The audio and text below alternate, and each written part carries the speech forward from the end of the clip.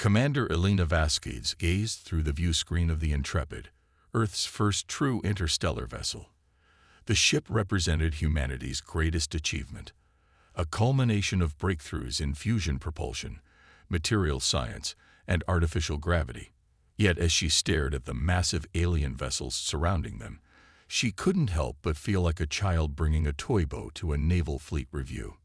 "They're hailing us again, Commander," Lieutenant Rivera said from his communication station.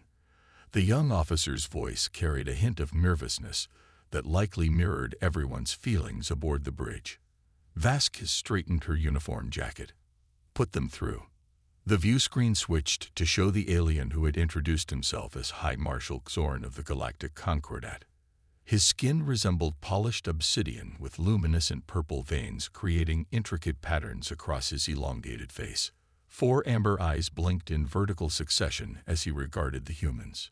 "Your vessel continues to fascinate us, Commander Vasquez," Xorn said, his words translated through the Concordat's technology. His tone carried the unmistakable hint of condescension. "We find it remarkable that your species managed interstellar travel with such rudimentary equipment." Vasquez maintained her diplomatic smile. "The Intrepid may not look impressive by your standards, High Marshal, but she's quite capable." Xorn made a sound that their translators interpreted as laughter. "Your outer hull would fracture under our standard docking procedures.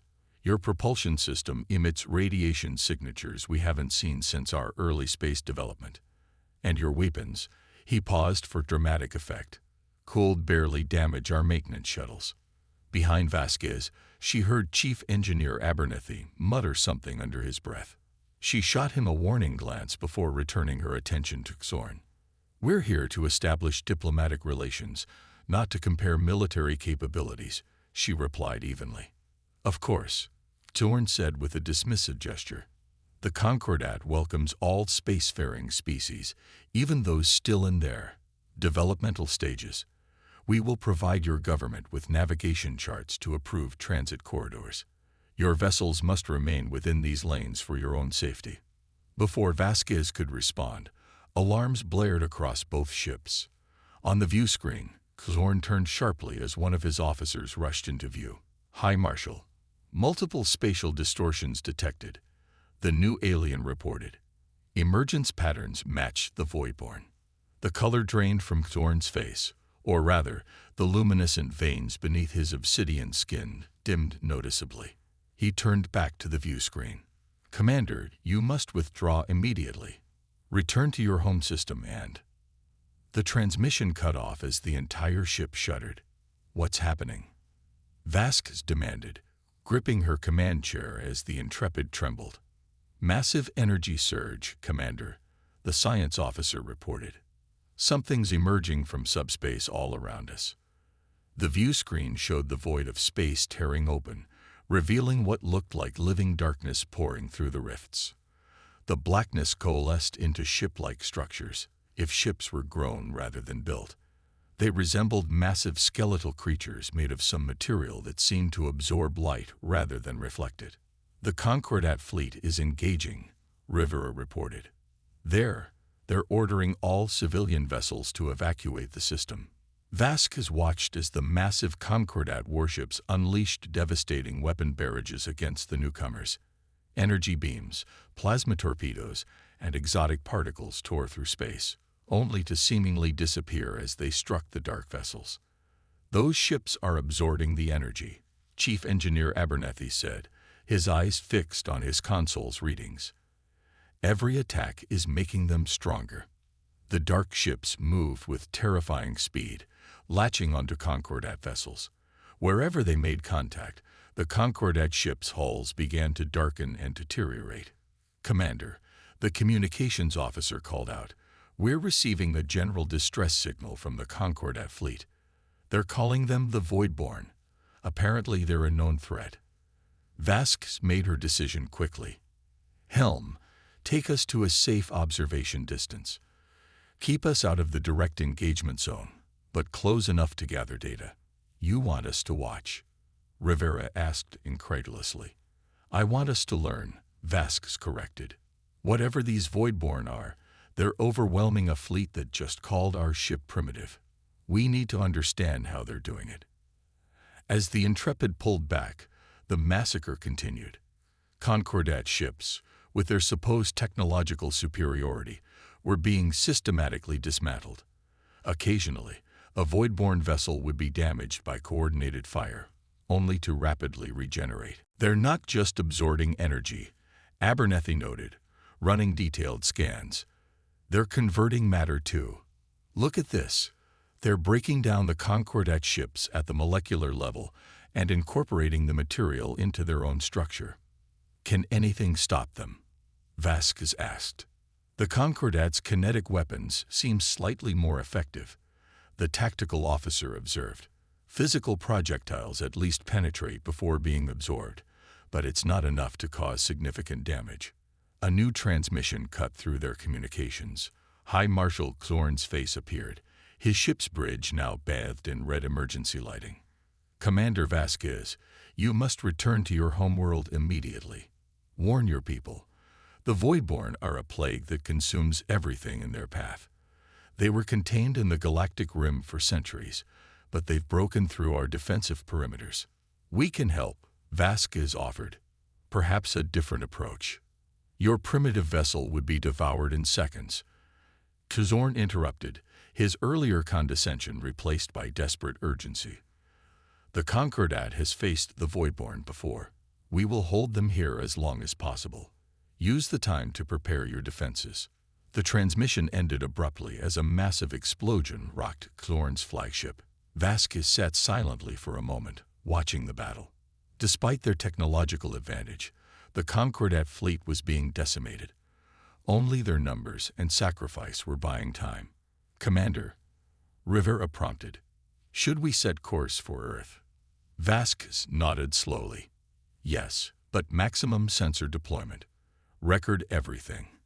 Every attack, every response, every weakness, and get me a direct line to Earth Defense Command." As the Intrepid engaged its engines, Chief Engineer Abernethy approached Vasquez's chair, lowering his voice. "Commander, I have some ideas. The Voidborn have a weakness. They're designed to counter high-energy weapons and advanced technology. But our primitive approaches might be exactly what they're not prepared for." Vasquez raised an eyebrow. "Explain." "They're energy vampires, essentially. They expect targets to fight back with escalating force, which only makes them stronger. But what if we did the opposite?" A slow smile spread across Vasquez's face. "Sometimes being primitive has its advantages. Draw up the plans, Chief. I want a full proposal by the time we reach Earth." 6 months later, the Intrepid had undergone a transformation that was paradoxical in nature.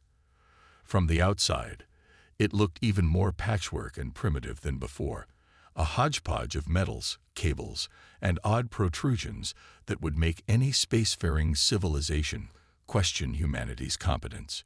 But beneath this deliberately crude exterior lay Earth's most innovative technologies, developed specifically to counter the Voidborn threat. The ship had been renamed Phoenix in recognition of its rebirth. Commander Vasquez stood in the hangar bay of Earth's orbital station, looking up at her vessel. Beside her, Admiral Chen, head of Earth Defense Command, shook his head. "It looks like something cobbled together in a junkyard," Chen remarked. "That's the point, Admiral," Vasquez replied. "The Voidborn won't see us as a threat, and the Concordat won't expect us to be effective. And you're certain this will work?" Vasquez exchanged glances with Chief Engineer Abernethy, who nodded confidently. "No, Admiral, we're not certain," she admitted, "but conventional approaches have failed spectacularly. The Concordat has lost 17 colony systems in the past 6 months. Their most advanced weapons are useless.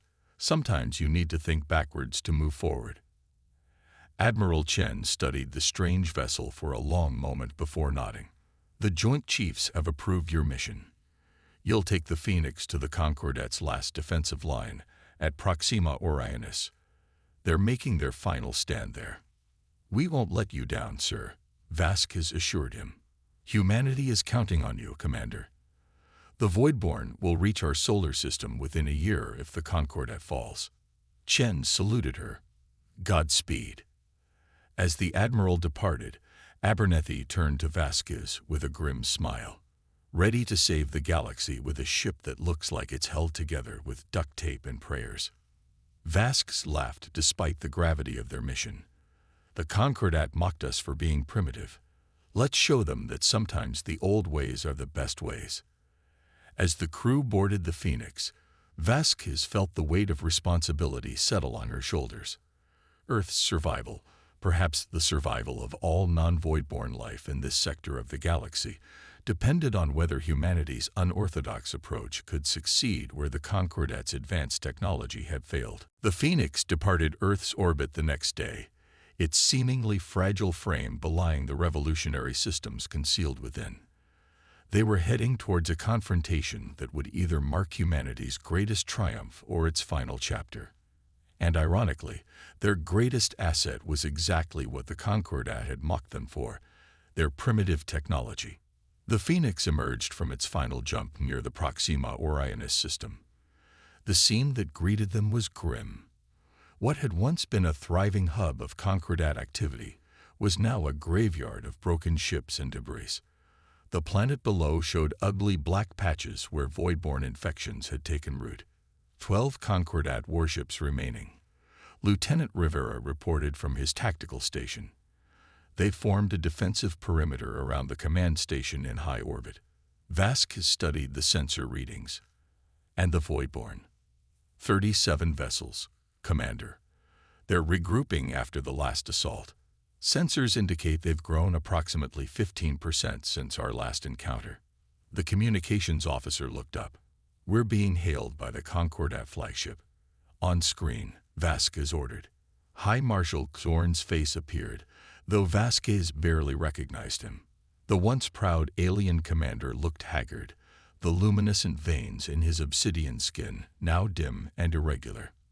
Behind him, his bridge was damaged, with exposed circuitry and emergency field generators visible. Commander Vasquez, he said, his voice lacking its former arrogance. Your return is unexpected. We said we would help, High Marshal. We keep our promises. Xorn's eyes narrowed as he studied the Phoenix. Your vessel appears even more rudimentary than before. What possible assistance could you offer? The Voidborn have consumed 17 of our core systems.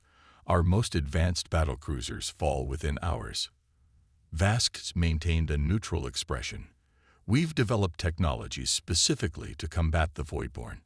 Request permission to join your defensive line. This is not a time for your species to prove its courage, Commander. The Voidborn will destroy your ship in moments. With respect, High Marshal, that's not your decision to make. Earth stands with the Concordat, whether you want our help or not.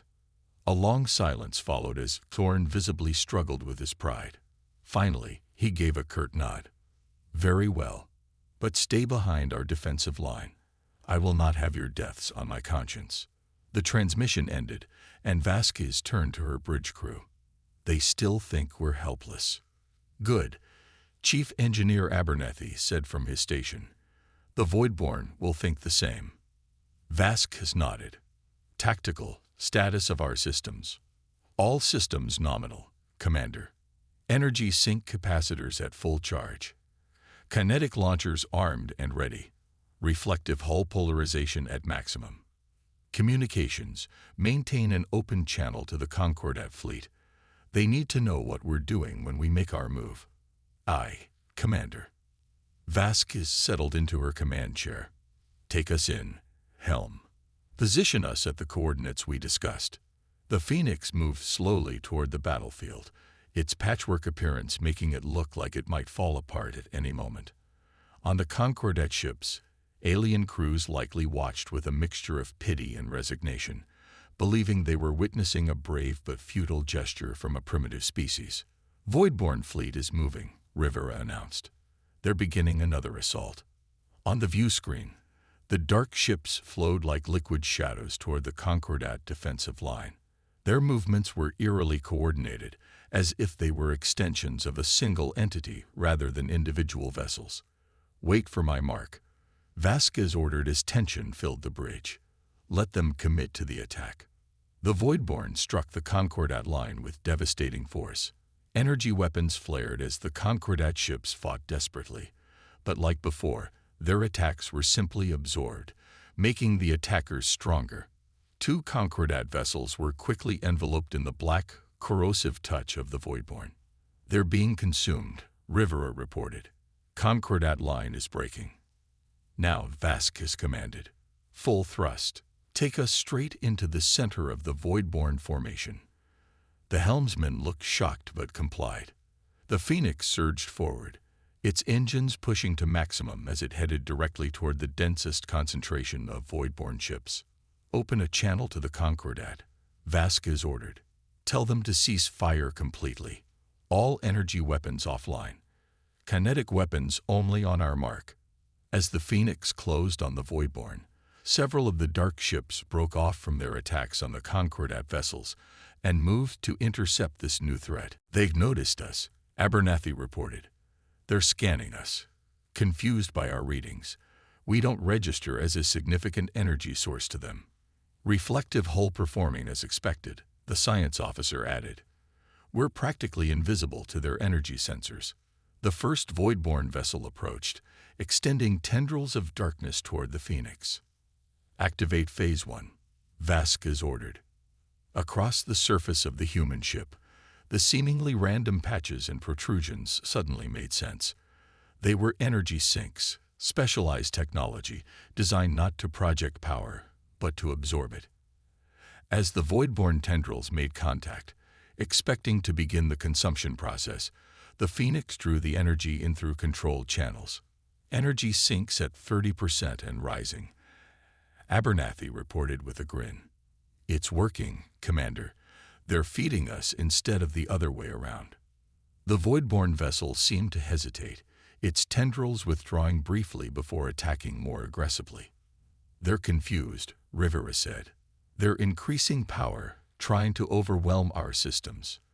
"Let them," Vasquez replied calmly. "Shunt excess power to the capacitors." More Voidborn ships converged on the Phoenix, abandoning their attacks on the Concordat vessels. To them, this strange ship represented an anomaly, something that didn't behave as expected. Instead of fighting back with energy weapons that could be absorbed, the human vessel was somehow redirecting their own consumption process. "Energy sinks at 70% capacity," Abernathy warned. "We can't take much more." "We don't need to," Vasquez replied. "Prepare Phase 2. Target the primary Voidborn vessel." The tactical officer locked onto the largest Voidborn ship. Target acquired. Fire kinetic disruptors. From concealed ports in the Phoenix's hull, simple projectiles launched. Nothing more than dense metal slugs accelerated to tremendous speeds. But unlike energy weapons, these couldn't be absorbed and converted. They tore through the Voidborn vessel, carrying a payload of another human innovation. "Disruptors have penetrated target," Rivera confirmed. "Deploying nanites." Within the Voidborn ship, microscopic machines went to work. Unlike the high-energy technology the Voidborn were adapted to consume, these were simple mechanical devices, programmed to break down the connections between the consumed matter that made up the Voidborn structure. On the view screen, the effect was immediate and dramatic. The massive Voidborn vessel began to lose cohesion, dark patches flaking away like ash in the wind. "It's working," Rivera exclaimed. "Phase 3, Vasquez ordered. Dump the energy." The Phoenix suddenly released all the energy it had absorbed from the Voidborn attacks, but not as a weapon. Instead, it broadcasted as chaotic electromagnetic noise across all frequencies. To the Voidborn, it was like a deafening scream that overwhelmed their coordination. "The Voidborn ships are losing formation," the science officer reported. "Their collective field is destabilizing." Vasquez opened a channel to the Concordat fleet. "High Marshal Xorn, target the disorganized Voidborn ships with kinetic weapons only, aimed for their central masses." There was a pause before Xorn's voice came through, strained but determined. All vessels comply with the human directive. Kinetic weapons only. The Concordat ships launched salvos of physical projectiles, finally causing real damage to the confused and disorganized Voidborn vessels. Without their ability to absorb and redirect energy, they were vulnerable. Multiple Voidborn ships breaking apart, Rivera reported as the battle turned. They're attempting to retreat. Don't let them, Vasquez ordered. Deploy our drones. From the Phoenix, dozens of small, unmanned craft launched. Like the mothership, they appeared crude and primitive, but they carried the same technology, energy sinks and kinetic disruptors loaded with nanites. Drones are attaching to the retreating Voidborn vessels, Rivera confirmed. Nanite infection spreading. One by one, the Voidborn ships began to disintegrate, unable to maintain their cohesion as the nanites broke down their structure. Those that tried to flee were pursued by the Concordat ships, now effectively armed with humanity's kinetic weapons. Within an hour, it was over. The last Voidborn vessel collapsed into inert particles, its ability to consume energy and matter neutralized by human ingenuity. Silence fell over the Phoenix's bridge as the crew processed what they had accomplished. They had faced an enemy that had decimated an advanced alien civilization and emerged victorious. Open a channel to High Marshal Xorn, Vasquez ordered. Xorn's face appeared on screen. For a long moment, the alien commander simply stared at Vasquez, his four eyes blinking in vertical succession. Commander Vasquez, he finally said, his voice solemn. The Concordat owes humanity a debt we cannot repay. Your primitive approach has accomplished what our advanced technology could not. Vasquez allowed herself a small smile. Sometimes the simplest solution is the most effective, High Marshal. The Voidborn evolved to counter high-energy weapons and advanced technology. They never developed defenses against basic physics and mechanical ingenuity. A lesson the Concordat will not forget. Xorn acknowledged. We have much to learn from Earth. And we have much to learn from you. Vasquez replied diplomatically. Perhaps now we can establish those relations on more equal footing. Xorn inclined his head. The Concordat formally recognizes Earth as a full ally. Your ships will have unrestricted access to all Concordat space. Your technology. He paused, the luminescence in his veins brightening with what might have been embarrassment. Will be studied with the respect it deserves. After the transmission ended, Chief Engineer Abernathy approached Vasquez's chair. Not bad for a primitive species, Commander. Vasquez laughed. Sometimes being underestimated is the greatest advantage of all. In the months that followed, humanity went from being dismissed as barely spacefaring to becoming the saviors of the Concordat. Earth ships, with their unique blend of simple physics and innovative applications, were deployed across Concordat space to cleanse the remaining Voidborn infestations. The Phoenix, once mocked for its patchwork appearance, became the model for a new class of vessels, ships that didn't rely on overwhelming power, but on clever applications of basic principles. Humans and Concordat engineers worked together, combining their different approaches to create technologies that were both advanced and resilient. 1 year after the Battle of Proxima Orionis, Commander Vasquez stood on the observation deck of the new Earth Embassy on the Concordat homeworld. High Marshal Xorn joined her, both of them watching as a mixed fleet of human and Concordat ships conducted joint exercises. Your new vessels still look unusual to us, Xorn admitted. But we no longer mistake appearance for capability. A valuable lesson for any spacefaring civilization, Vasquez replied. Never judge a species by their technology alone. Indeed, Xorn agreed. The Concordat believed that advancement meant more power, more energy, more complexity. We never considered that sometimes less is more. Humanity learned long ago that innovation isn't always about creating something new, Vasquez said. Sometimes it's about using what you have in ways no one has thought of before. As they watched the fleet maneuvers, Vasquez reflected on how quickly things had changed.